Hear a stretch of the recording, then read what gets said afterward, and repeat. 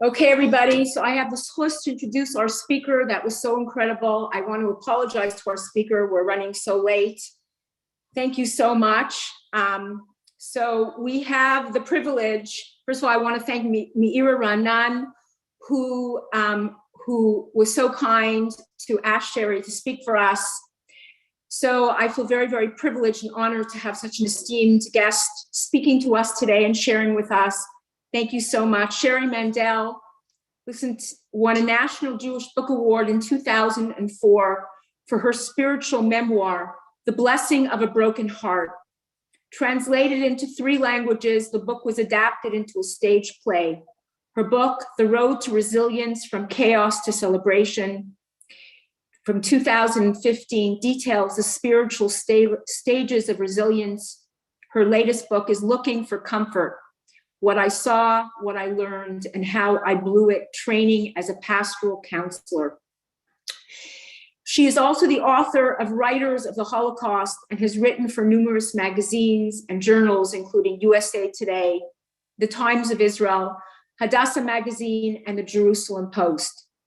She received Moment Magazine's prize for Best Short Fiction in 2009 and a Simon Rockaward Prize for the personal essay in 2011. She is also the author of 2 children's picture books, The Elephant in the Sukkah and The Upside Down Boy and the Israeli Prime Minister. She received the ADL Partners in Peace Award in 2004, as well as Jewish Women's International Women to Watch Award. For the past 20 years, she and her husband have directed the Kobe Mandell Foundation in Israel, whose flagship program is Camp Kobe, a therapeutic sleepaway camp for bereaved children. Sherri is also a certified pastoral counselor. She lectures about grief and resilience around the world. Sherri, thank you so much. I am so grateful that you came on for us. You have to put your camera on and I'm turning my mute on. Okay. Thank you, Sherri. Yeah. Thank you so much. Okay. Yeah, thank you. Well, Miriam and Melissa are a hard act to follow, I must say, because that was beautiful. As you could tell from my introduction, I don't usually talk about happiness. And it's funny because I was invited to speak in Finland, for Limud in Finland, and this was a few months ago, and I suggested to them that I would like to speak on the topic of happiness. So I think it's very b'sher that I was asked to speak on Rosh Chodesh Adar. First of all, before I tell you my personal story, Israel last year ranked 11th in the World Happiness Report. In fact, it was in front of Great Britain and America. And probably, though, if they did a survey of American religious Jews, they would also probably rank high in happiness. So people are very surprised that Israel is such a happy place because, as you know, we have a lot of struggles here. I mean, America also now, you also, it's not as easy, I think, to be a Jew there as it once was. I mean, in terms of the anti-Semitism. So, Adar, the month of happiness. For me, Adar, for a long time, I could not bear the month of Adar because my son Kobe was murdered 20 years ago in 2001. He was 13 years old, and he and his friend Yosef Ishran went out hiking near our home in Tekoa, in the canyon, in the wadi, and they were beaten to death. So, you know, you don't, after something like that, I was going to say you don't survive, but obviously you do survive. But part of you, you know, it was like every time Purim came along, it was like, Adar, how am I going to be happy? How are we going to be happy? And it just seemed like an impossible task. So I want to tell you a few stories that happened that kind of taught me that you could be happy and that we should be happy And of course, it's a mitzvah to be happy. So one story, it was Adar. It was actually Purim. And this was probably about, it took a long time for me to recover, let's say, to be happy for Purim. But I was going to make mishloach manot for Purim. Now, I have to tell you, I am not a baker. Like, I can hardly bake. It's very unusual for me to bake something that comes out. And I know most of you probably can bake. But I was going to bake muffins. And then all of a sudden, somebody knocks on my door, and it was my neighbor. Only it was the daughter of my neighbor. And she was 5 years old, Talia Seidner. And her father had died that year. He died when he was 50. He had a heart attack. And she walked in the house and she said to me, "What are you doing?" And I said, "I was making mishloach manot." So she said, "Oh, can I help?" And we decided that she wanted to make a cake. So we looked in the recipe book and it said, this is really crazy. It said mystery chocolate cake. And I was like, what could the mystery be? So we made the cake. First of all, I remember I put in a cup of salt by accident. I realized before we baked it. So we had to keep starting over.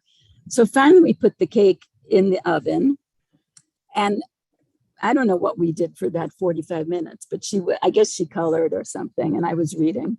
Then we take it out, and it had not solidified at all, this cake. So I said, I don't know what's the matter with this cake. We'll just cook it some more. So we cooked it like another hour, and it just never turned to cake. So we took it out. Also, all the pot holders, all the towels, everything was filthy in the kitchen by then. And we took the cake out. It was terrible. And she said, "I'm going to bring this to my mother." And I was like, all right, bring it to your mom. So she took it with the filthy dish towels. And my friend Valerie, she was lying in bed. She was having a terrible day because she also was having problems with Adar. And how is she ever going to be happy again? Anyway, Talia brought her that cake into her bedroom. And Valerie could not stop laughing. It made her so happy because that cake was just a total failure. And sometimes it's like the imperfection that can make us happy. When we don't feel that everything has to be perfect, everything has to be right. No, that was like an example of total failure. And somehow it was a total success for Valerie. Because if I had just sent her a cake, it would have been like everybody else's cake. But no, this showed, I still don't understand it, but it was the right cake at the right time.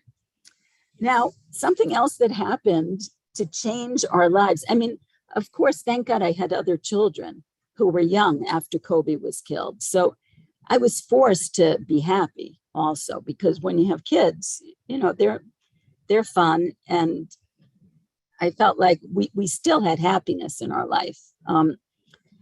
Sometimes people think happiness and sadness are opposites, but they're not really opposite. They're really kind of sisters, because even during the Shiva, which was hell, we were still laughing, like very funny things happened. And then, Hashem really, he has he's very creative, Hashem. Like you can never anticipate what is going to happen. So we started an organization, the Kobe Mandell Foundation, and we run a camp for bereaved children. It used to be bereaved children from terror. And we started in 2002. In 2003, we had 600 bereaved children in the camp, all who had had a mother or a father or a sister or brother die because they were murdered by terrorists. And the camp has continued for 20 years. And now it's not just terror victims, it's kids who have lost parents or siblings to other tragedies. And in order to fund the camp, we have a fundraiser that's called Comedy for Kobe. And Avi Lieberman, who's a comedian from LA, he came to us with the idea. Like we did not have to go searching for him. And it's just incredible because we hang out with comedians a lot, because twice a year when it's not COVID, although we are having a show, I think in February, we have four comedians who come from America, and we got to hang out on stage because we also we introduced the show, and we introduced the show with a joke. I mean, I'm terrible at telling jokes, but I will tell one of my favorite jokes that I used to introduce the show. So this is and because it's Adar, so this is a joke about Rashi and Rashi's wife. So Rashi and Rashi's wife, well, I suppose she has a name, but I don't know it.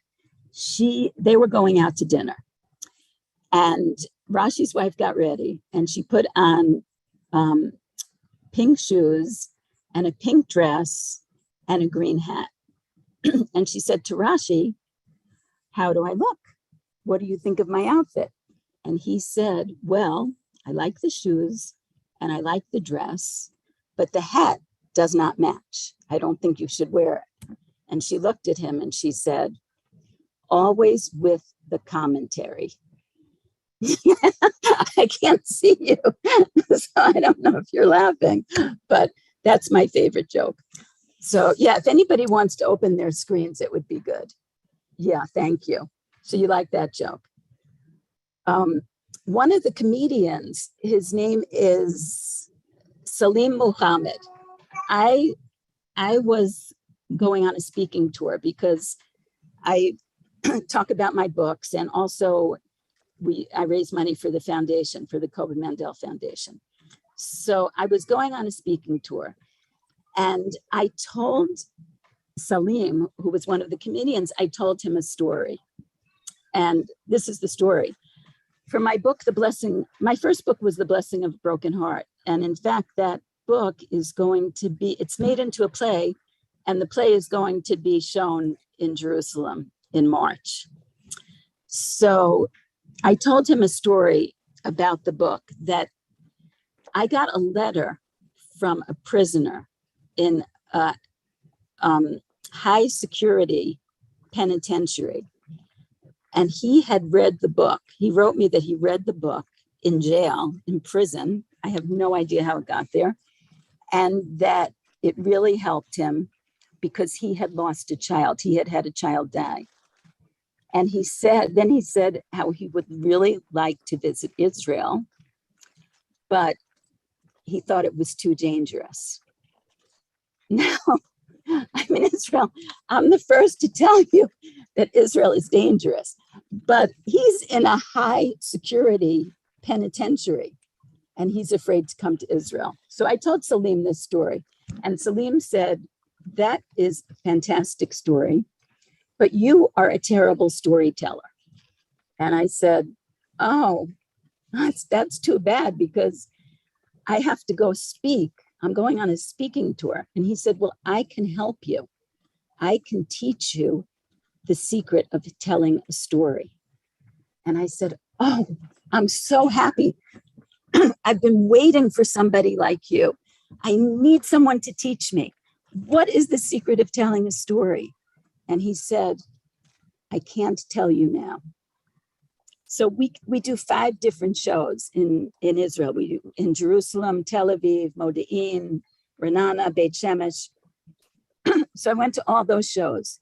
And after each show, I said to him, "Salim, what is the secret of telling a story?" And he would say, "I can't tell you now." And I felt like I was in a fairy tale, like I was getting like 3 wishes to have my dream come true. And every time I couldn't get the answer. So finally, it was the last night and he was going back to America. And I said, "Salim, please tell me, what is the secret of telling a story?" And he looked at me and he said, "You have to make a mistake. You have to make a mistake." And it was like, "You mean that's what I was waiting for for all these days, for you to tell me that I could make a mistake?" But you know what? I listened to him and something changed. Like when I would go speaking, because I mean, even now it makes me nervous to speak, but in the beginning and also, and on Zoom, it's a different thing also because I can just get into the bathtub right after I speak. But when you're going around the world and speaking, it was very hard for me. But it was like he gave me permission just to be human. And once I had that permission, like if I forgot something, I would say to the audience, what was I saying? And they would tell me. And somehow it just made me, I think everybody relaxed. It made me more human. And it also relaxed them because they also could relate to me in a different way. So I don't really know what that has to do with happiness. But yeah, now I remember that. Again, it's this idea of making a mistake, not being perfect, letting go, that there's something in that brings happiness. That's part one. But part two, I think, is more important. Those are my personal stories of happiness. And also, I want to say Camp Kobe. Whoop, somebody's got to mute themselves. Camp Kobe, everybody says, is the happiest place in the world. And when you think that we have 400 bereaved children in that camp, you would think, oh, it's got to be a sad place.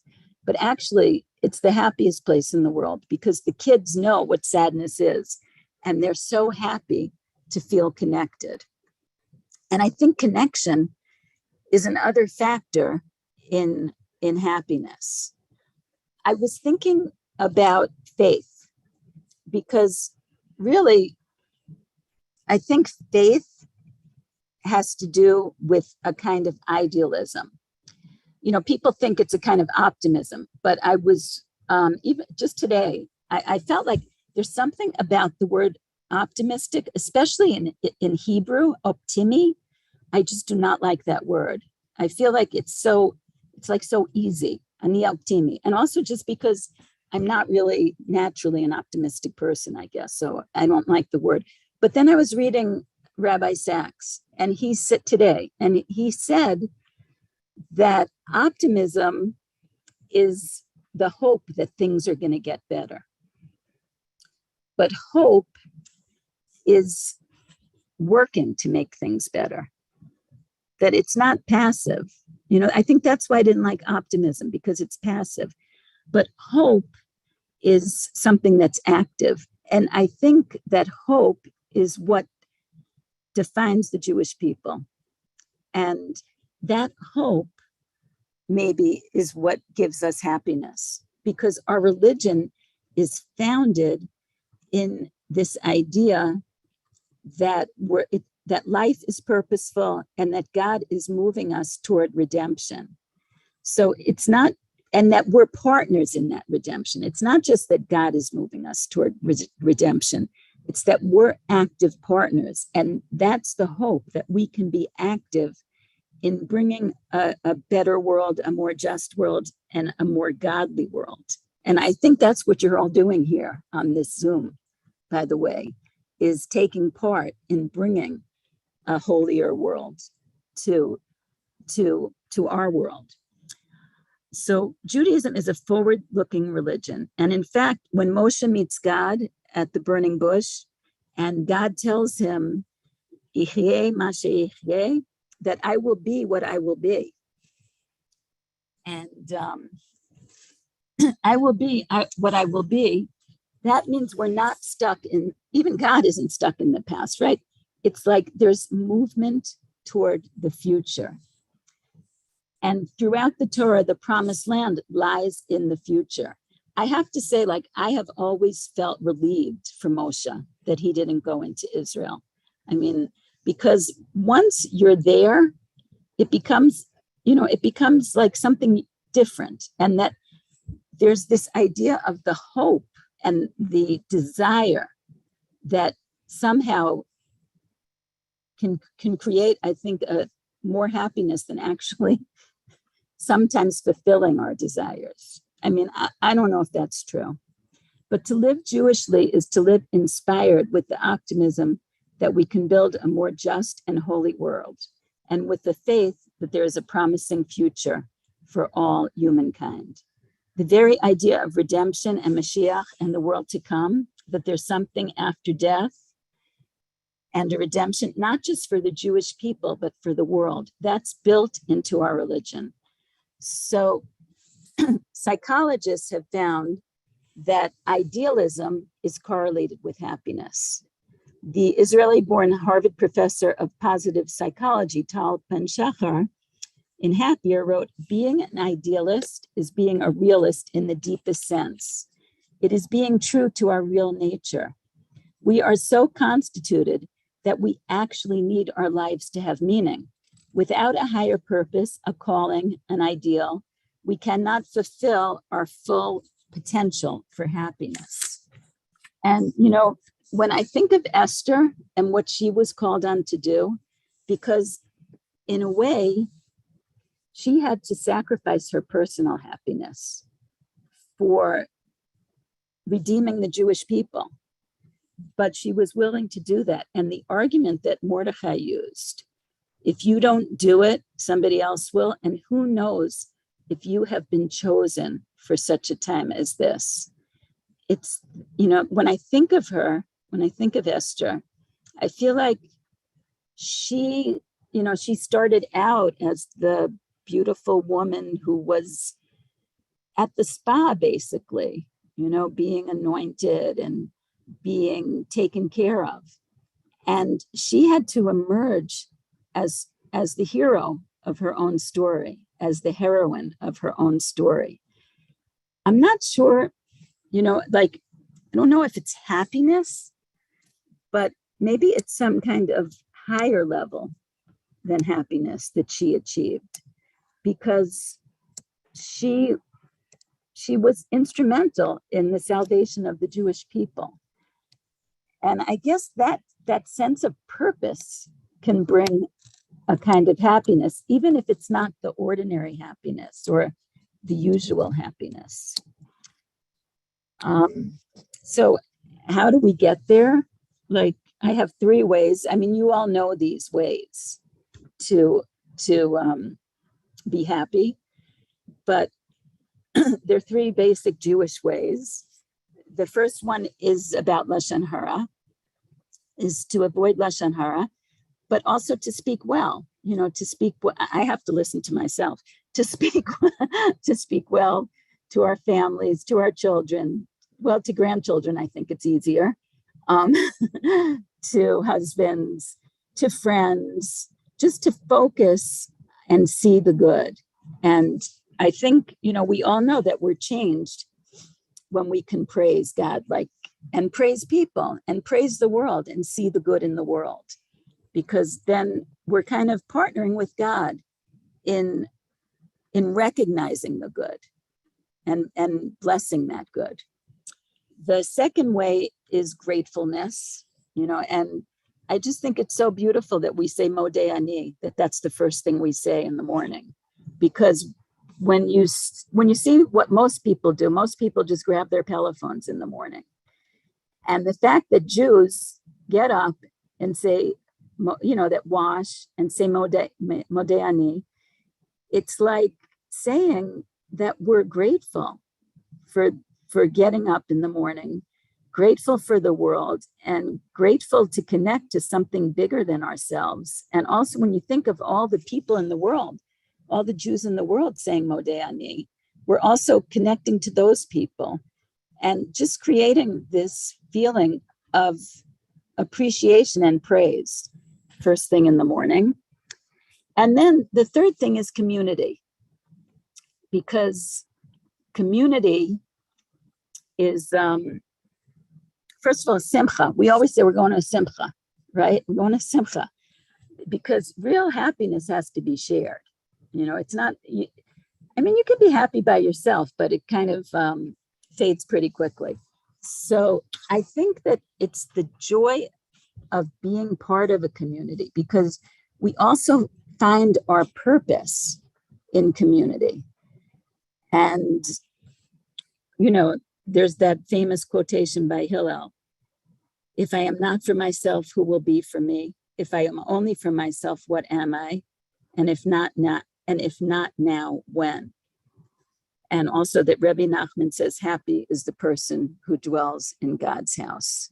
So I've just given you some thoughts on happiness here. I didn't really distinguish between joy, the different English words that connect to happiness, because I'm still feeling this out. I'm still trying to understand what exactly it is.